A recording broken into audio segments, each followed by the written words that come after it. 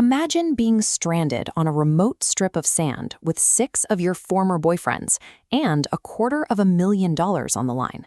This is the reality for Ashley. She left her life among the waterways of Fort Lauderdale for a month-long social experiment. Survival is guaranteed here. With food and amenities provided, the game shifts focus away from the physical and toward the psychological. This is a classic split-or-steal game theory matrix. After 30 days, Ashley and the last act standing must decide: cooperate to split the $250,000 or betray to take the entire prize. If Ashley shares but her ex steals, she leaves with nothing. To secure the money, she has to evaluate the reliability of men she has already broken up with in the past. For the next 30 days, Ashley's romantic history is being converted into a series of strategic data points. The contestants immediately adopt different tactical approaches. The most visible is the emotional charade, a strategy utilized by an ex named Mitchell. Mitchell steps up as a leader at the campsite. He builds shelters and cooks meals, attempting to leverage past romantic feelings to build immediate social capital with Ashley. This scatterplot maps the group's behavior, placing emotional bond on the x-axis and probability of betrayal on the y-axis. Mitchell plots in the top right. Ashley recognizes that a player utilizing romance to win money is inherently volatile.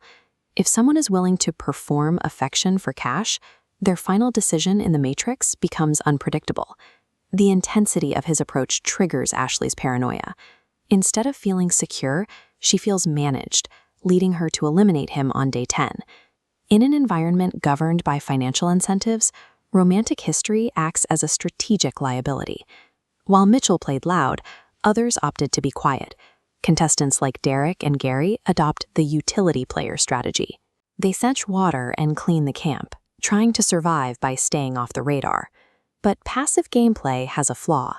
In a paranoid environment, silence looks like calculation. When Derek takes solitary laps around the island, his isolation is interpreted as plotting. Then there is Danny. After a series of arguments, his social standing with Ashley has bottomed out. Recognizing his lack of social leverage, Danny abandons diplomacy. He pivots to brute forcing the game's mechanics, focusing on securing mathematical immunity through the physical challenges. By swimming into the ocean and assembling a massive puzzle before anyone else, Danny earns immunity. He removes Ashley's ability to send him home, staying on the island against her wishes. This forces Ashley into a strategic bind. She has to weigh the daily friction of living with someone she dislikes against the threat of someone quietly plotting to steal the prize pool.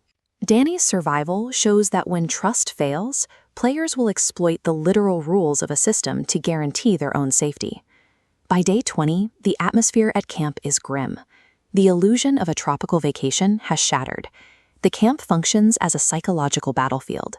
Even mundane activities, like yoga or cooking seafood, are performed as calculated moves to gain leverage. The creator engineered these conditions.